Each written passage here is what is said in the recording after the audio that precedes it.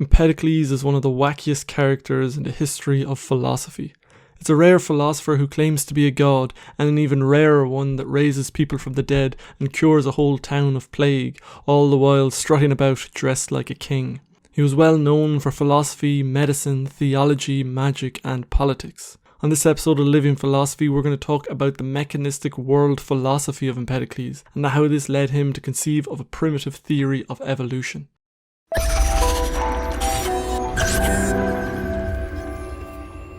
Empedocles was born in early 5th century BCE in the palace of Agrigento in the centre of the Italian island Sicily. He was from a wealthy aristocratic background, and his grandfather, who was also called Empedocles, was victorious in the horse racing at the Olympic Games in 496 BCE.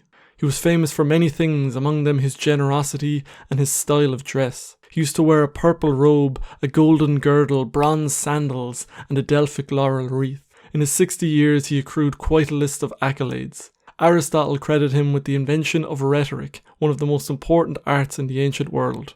In politics he was a champion of equality, prosecuting state officials, helping to bring down an oligarchy, and helping to institute a democracy in his home palace. In the medical field he was hailed as the founder of the Sicilian School of Medicine. He apparently raised a woman from the dead after her death 30 days previously. He cured an entire town of plague, though apparently that was just his restoration of the fresh water supply. And last but not least, he was worshipped as a god in his own lifetime. There are many stories about his death, but the most famous is that he jumped into the fires of the Sicilian volcano Mount Etna to prove that he was a god. In some accounts he flew up to heaven, and in others his ruse was foiled by one of his bronze slippers flying back out. Chances are there's little truth in this, but it's just one of many colourful anecdotes in the life of a man who's being regarded as everything from a material physicist, shamanic magician, mystical theologian, a healer, a democratic politician, a living god, and of course, a fraud. As for his philosophy, Empedocles seems to have written 2 books,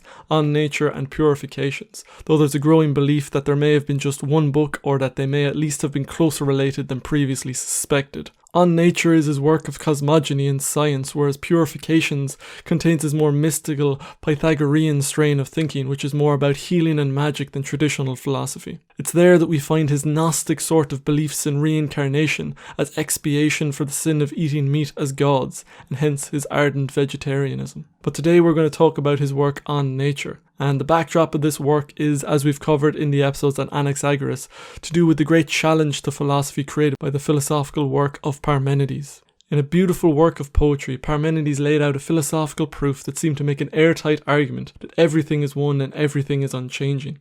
The essence of this argument is, how could something have come out of nothing or go into nothing? This is impossible. Of course, the trouble with this is, as Heraclitus so highlighted, everything is changing all the time. The challenge for the philosophers following Parmenides was to reconcile this unchanging nature of reality with the apparent ever-changingness of nature. In other episodes we've explored the response of Anaxagoras. The response of Empedocles is similar, but instead of seeds, which could be anything from heat or soft to dark or heavy, Empedocles says that there are 4 elements: earth, air, water, and fire. The entirety of the universe is made up of these 4 elements. These individual elements of water, air, earth, and fire are unchanging, eternal, and innumerable. That's how Empedocles satisfies the conditions of Parmenides' argument. These elements, however, move and concentrate in different amounts, and this movement and concentration is what gives us the reality we see around us. Everything is a mix of these 4 elements. As well as these 4 elements, Empedocles also postulates 2 forces. These forces are what set the world of becoming and change in motion. As they struggle for dominance with now one and then the other having the upper hand, the 4 elements are moved around and create a dynamic world.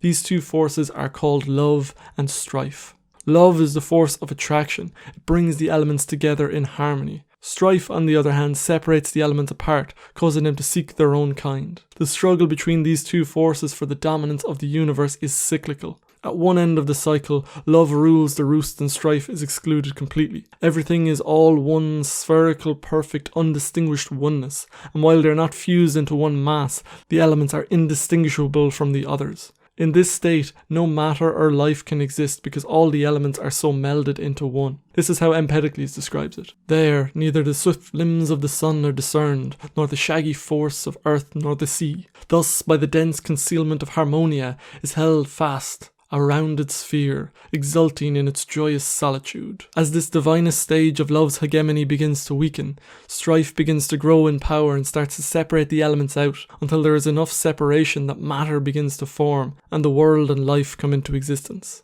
As this process continues, strife reaches a state of total domination, and again we get an acosmic state that Empedocles called the whirl, where matter and life cease to be because all the elements are separated out into their own kinds, water with water, air with air, fire with fire, and earth with earth.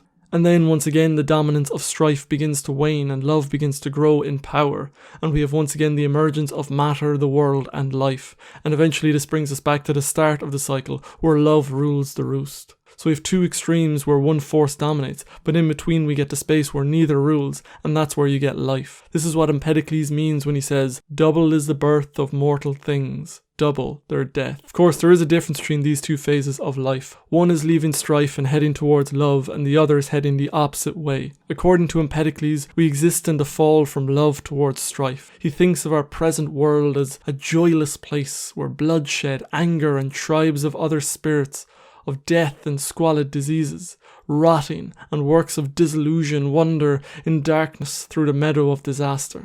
So in the moral decline of our world, he sees that we are fallen from a golden age and heading towards strife. This dovetails with his theological views on the fall of man. It's also in these in-between states of life that we see the bizarre theory of evolution that Empedocles proposes. In the early phases of love and hate, we don't immediately get the organisms as we know them. At first, we get certain random configurations of different body parts, and in these early stages of life, we get all sorts of bizarre creations. Wobbly-footed with countless hands. Many grew with faces and chests on both sides. Man-faced ox progeny, and some to the contrary rose up as ox-headed things with the form of men, compounded partly from men and partly from women, fitted with shadowy parts. As things progress, things begin to fall into place, and our own world of order begins to emerge.